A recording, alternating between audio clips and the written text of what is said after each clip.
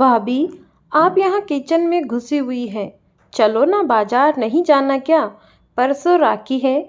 बस आज का दिन है, कल ऑफिस जाना है तो समय ही नहीं मिलेगा। राशि ने अपनी जेठानी नमिता से कहा। पर मैंने तो 3 दिन हुए राखी कोरियर से भिजवा दी है। और वह नमिता की बात बीच में काटते हुए आश्चर्य से राशि ने पूछा, जी भेज दी? मतलब आप राखी पर जाओगी नहीं? आपका तो मायका लोकल है और आप घर नहीं जाती।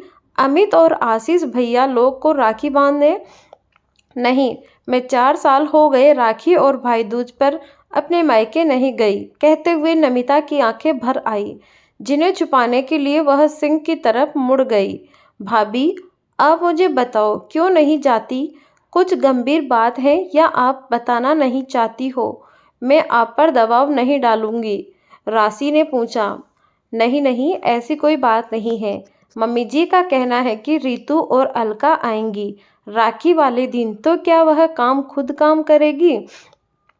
यहाँ मायके में तो तुम अपनी राखी भेज दिया करो कोरियर से। मैंने शुरू में कहा भी कि मैं रात को जाकर भाई लोग को राखी बांधकर सुबह सुबह आ जाऊंगी, तो वह तब भी नहीं मानी। अब अमित, तुम्हारे भाई साहब ने तो मुंह खोलना ही नहीं है, तो क्या करती? या तो क्लेश करती या फिर चुप रहती। तो मैंने चुप रहना बेहतर समझा। अब नमिता का जैसे बांध टूट गया और वह बिलक पड़ी। राशि के मुंह से बोल न फूटा, पर इतना तो समझ गई, यही स्थिति अब कल फिर से रिपीट होने वाली है। अभी राशि सोच ही रही थी कि नमिता की आवाज़ आई, मेरे मायके में तो भाई दूज भी मनाया जाता है, पर यहाँ तो ये रीत भी नहीं है। तो मेरा भाई दूज भी बंद करा दिया कि हमारे यहाँ यह रिवाज नहीं है, तो तुम्हें अब इस घर के हिसाब से चलना है। यानी मैं अब अपने भाइयों का तिलक भी नहीं कर सकती। लेकिन अलका हर भाई दूज पर यहाँ आती है। उसने अपने ससुराल में कहा है कि हम तो भाई दूज मनाते हैं। मज़े की बात तो यह है कि उसके ससुराल में भी भाई दूज नहीं मनाया जाता, लेकिन वह झूठ बोलकर सारा दिन यहाँ बिता जाती है। बेटियों का तो मायका है, पर बहू का? कहते हुए नमिता फिर से रोने लगी। राशि ने जेठानी को चुप कराया। राशि की शादी विवेक से 10 महीने पहले हुई थी, तो जाहिर है कि उत्साह भी कुछ ज़्यादा ही था। नमिता की शादी हुए 4 साल हो गए। उनकी 1.5 वर्ष की बिटिया भी थी। दोनों बहुएं कामकाजी थी। आपस में दोनों समझदारी व प्यार से चलती थी। सासू माँ सुमन जी को दोनों का बहनापन पसंद नहीं आया, पर उन्हें आराम मिल रहा था तो चुप रह जाती।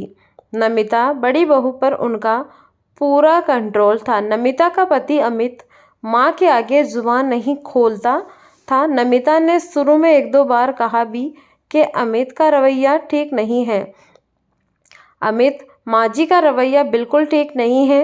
रितु और अलका भी आग में घी डालने का काम करती हैं, पर अमित सिर्फ सुनता था। गलत को भी गलत कहने का साहस उसमें ना था।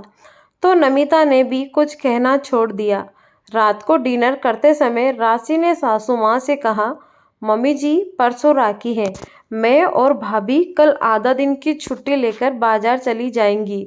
राखी, मिठाई और गिफ्ट भी लाना है, तो कल यह काम करते हुए आएंगे। आपको कुछ मंगवाना हो तो बताइए। सुमन जी खाते हुए अपना हाथ रोक लिया। तुमने अपनी राखी अभी तक भेजी नहीं कोरियर से? नमिता ने तुम्हें बताया नहीं? राखी वाले दिन तुम कैसे जा सकती हो? रितु और अलका भी तो आना है। सुमन जी की बात बीच में काटते हुए राशि बोली, हाँ तो आए ना, उन्हें किसने मना किया है? वह अपने मायके, हम अपने मायके। क्यों भाभी? कहते हुए राशि ने नमिता की तरफ देखा। नमिता की सांस ऊपर से नीचे होने लगी। बोली, कुछ नहीं। तो क्या त्योहार वाले दिन दोनों अपने मायके जाकर यहाँ काम करेगी? सुमन जी ने आवाज़ में तेजी लाकर पूछा। क्यों, काम क्यों करेगी? हम सुबह सुबह सब कुछ तैयार करके जाएंगी। बस चपाती बनानी होगी तो वह तो बन ही जाएगी, 8-10 चपाती ही तो डालनी होगी। भाभी मेरे साथ चली जाएंगी, रास्ते में ही उनका मायका पड़ता है तो उन्हें वहाँ उतार दूंगी और शाम को हम साथ में आ जाएंगे। राशि ने थोड़े में ही सारी बात रख दी। अब सुमन जी का भड़कना स्वाभाविक था। नहीं नमिता ने तुम्हें बताया नहीं राखी पर वह भी मायके नहीं जाती। घर की लड़कियां आएगी तो यहाँ कौन रहेगा। बहू हो तो बहू की तरह रहो। शांति प्रसाद जी ने सुमन जी की पति के से कुछ कहना चाहा तो सुमन जी ने एकदम रोक लिया। वह औरतों का मामला है, आप चुप रहिए। और शांति प्रसाद जी चुप बैठ गए। मम्मी जी बहुएं हैं तो किसी की बेटी और बहन भी है। क्या बहू को अपने भाइयों का सुगुन लगाने का, तिलक करने का कोई हक नहीं। आपकी बेटियां और दूसरों की बेटियां, मैं तो जरूर जाऊंगी और भाभी भी मेरे साथ जाएंगी। उन्हें मैं छोड़ दूंगी। और तभी अमित ने गुस्से में कहा, नमिता नहीं जाएंगी और अगर गई तो मुझसे बुरा कोई नहीं होगा।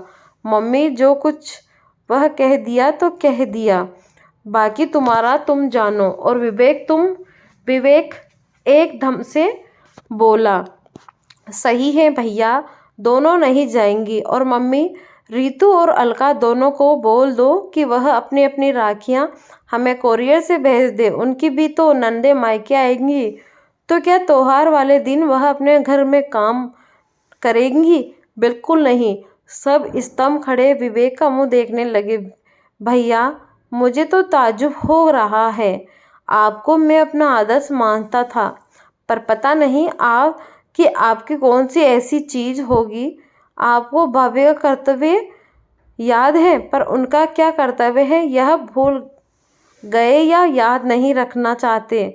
अमित और माँ बहनों को खुश रखने के लिए पिछले 4 सालों से आपने अपनी पत्नी को इस खुशी से दूर कर दिया, क्योंकि आपकी बहनें तो उनके भाई नहीं हैं क्या। और मम्मी आपने बरसों पहले हमारी भुआ जी का आना बंद करवाते